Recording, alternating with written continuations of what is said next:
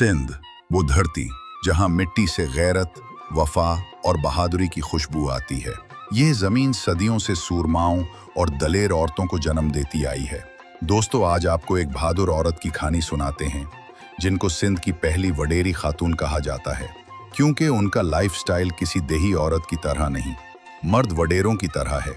ना सिर्फ हथियार चलाना जानती है, बल्कि हथियारों से दुश्मनों का मुकाबला भी करती है।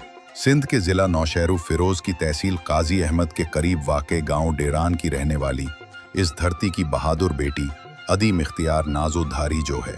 अदी नाजू धारीजो का जन्म गांव डेरान में वडेरे खुदाबख्श धारीजो के घर हुआ।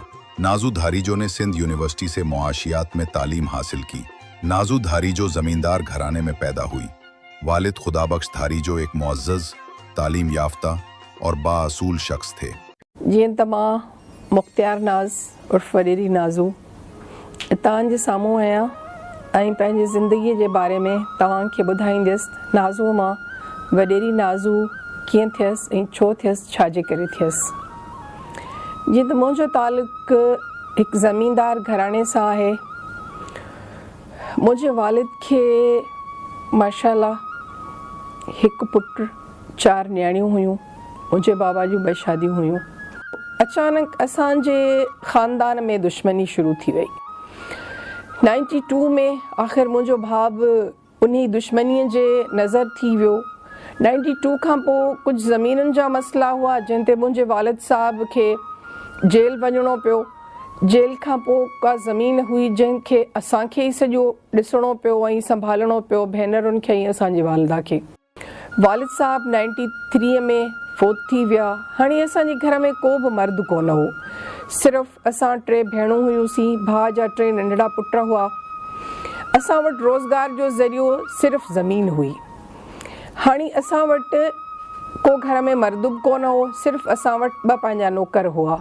उन्हनि सां गॾिजी जॾहिं वालिदा चयो तव्हां पाण ज़मीनुनि ते वञो ऐं ज़मीन जी सार संभाल कयो। कुझु टाइम खां पोइ जो असांजे उन्हनि ज़मीनुनि ते कुझु माण्हू खोसा क़ौम जा हुआ, ॿियो उन्हनि ज़बरदस्ती उन मां पाणीअ जूं नालियूं कढणु थे चाहियूं। जॾहिं असां इनकार कयो त असांजे पूरी ज़मीन ते हिकु राति अची 200-250 माण्हू वठी अचे उन्हनि कब्ज़ो कयो ऐं पूरी राति असांजे मथां फायरिंग थींदी रही। असां जवाबी फायरिंग कंदा रहियासीं। सुबुह जो असां वटि असलो ख़तमु थी वियो।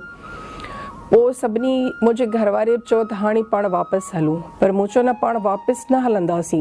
हिते जेके ॻोठ वारा आहिनि, जेके सॼी राति पाण सां गॾु आहिनि, उन्हनि खे पाण तकलीफ़ में छॾे हलूं ऐं पंहिंजी ज़मीन छॾे मां कॾहिं कोन वेंदसि। मूंखे अगरि मरणो पियो या कंहिंखे मारणो पियो, मां इते ई रही पंहिंजी शिकस्त बि ॾिसंदसि या त मुक़ाबिलो कंदसि।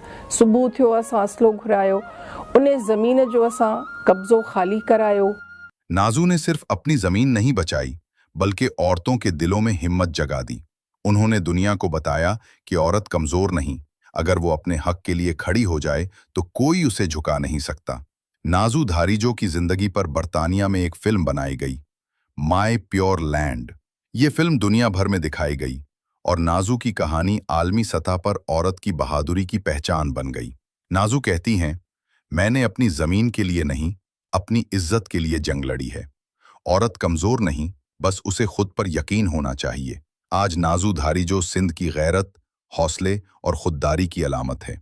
इनकी कहानी हर औरत के लिए पैगाम है कि अगर नाजू जैसी औरत खड़ी हो सकती है तो तुम भी अपने हक के लिए आवाज उठा सकती हो।